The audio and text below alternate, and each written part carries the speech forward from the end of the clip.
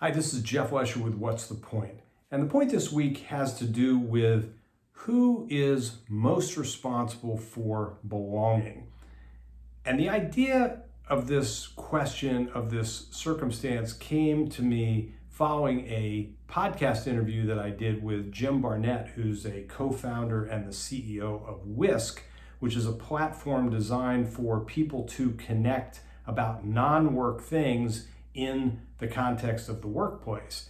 And a mention that he made of Josh Berson's reference increasingly to enabling technology platforms like Whisk as being belonging platforms, and that would be distinct from performance management or even engagement.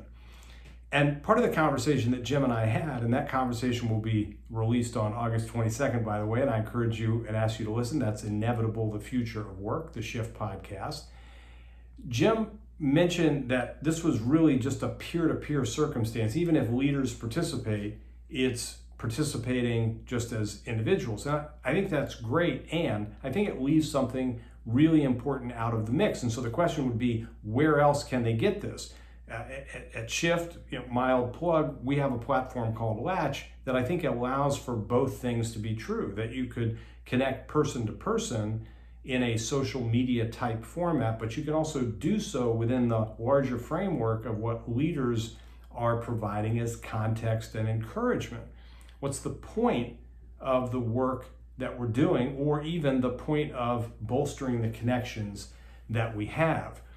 And so the encouragement that I would lend is, whatever platform you use, make sure that context is provided and updated. What's the point? What would make sense? What would be helpful? What would be useful in this frame? Because if we don't do that, and we leave things totally to self-service, and I'm exaggerating to make the point, but I don't think way out of bounds, that, yeah, you guys go connect and we'll hope that that connection will lead to some result. And oh, by the way, go ahead and connect. We're not going to participate in it and tell you what we think, even though what we think, at least by research over and over and over and over, says that the most important interpersonal relationship in the workplace has to do with direct reports and their direct supervisors.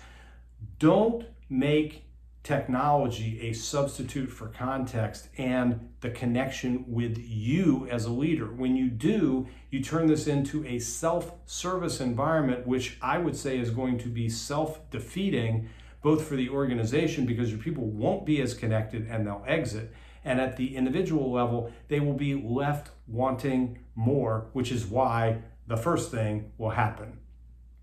Engagement, connection, relevance, that's not a self-service function. That's a team function. Make it a part of the team and participate as a team member, providing context, encouragement, and relevance. And that will make you better, because that's the point.